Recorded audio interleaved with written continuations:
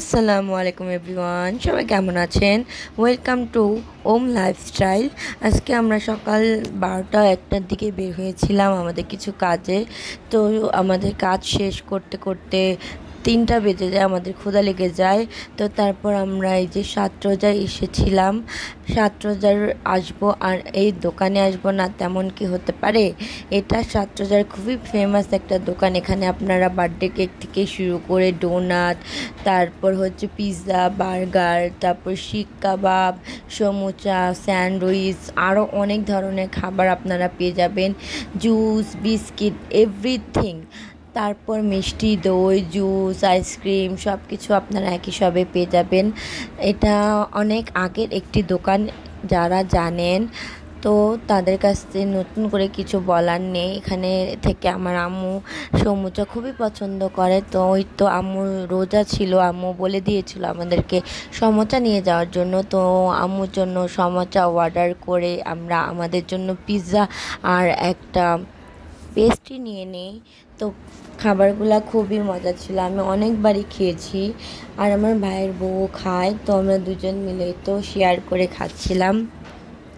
পেস্ট্রিটা 50 টাকা নিয়েছিল। 50 টাকা হিসাবে পেস্ট্রিটার টেস্ট বলবো খুবই মজা। আমরা ভ্যানিলাটা নিয়েছিলাম, এটা টেস্টটা আমার কাছে খুবই ভালো লেগেছে। আর এই মিনি পিৎজাটা নিয়েছিল 100 টাকা। তারপর আমরা আইসক্রিম খাবো ভাবছিলাম, বাট ওখানে আমি যেহেতু মেগা ছাড়া অন্য কোনো আইসক্রিম খাই না, তো সেখানে মেগা আইসক্রিমটা ছিল না, তাই আমরা আইসক্রিম আর খাইনি। তারপরে এই তো আমরা পিৎজা খেতে খেতে আমাদের ক্ষুধা শেষ হয়নি, যার কারণে আমরা একটা চিকেন রোল নেই। এই রোলটার দাম নিয়েছিল 80 টাকা। এটাই ভিতরে এত পরিমাণে চিকেন ছিল আর পিৎজাটাও খুবই মজা ছিল, ওই লোকাল পিৎজা থেকে বেস্ট ছিল।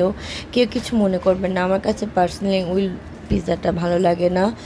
তো তারপর সব কিছু খাওয়া দাওয়া করে যাওয়ার পথে একটা চকলেট নিয়ে নিলাম।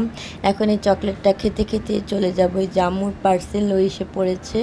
তারপর আমাদের খাওয়া শেষে আমরা এখন বিদায় নিলাম।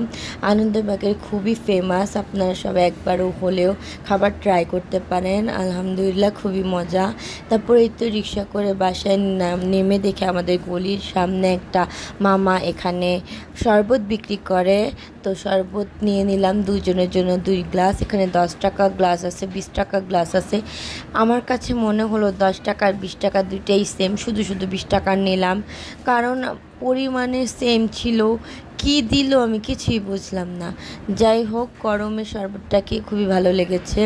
এই তো শরবত খেতে খেতে এখন আমরা বাসায় চলে যাচ্ছিলাম আর খুব গল্পগুজব করছিলাম। এভারেস্ট ছিল আমার আব্বুর মতো শরবত কেউই বানাতে পারে না, তার শরবত বেস্ট। তারপরে এই তো আমরা কথা বলতে বলতে বাসার দিকে চলে আসি। আমরা বিসমিল্লাহ টাওয়ার অ্যান্ড টেইলারে গিয়েছিলাম কিছু কাজে। কাজ শেষ করে খাওয়া দাওয়া করে অনেক মজা করে তো বাসায় চলে আসলাম। আজকে এই পর্যন্তই, শরবত খেতে খেতে বিদায় নিচ্ছি। আল্লাহ হাফেজ।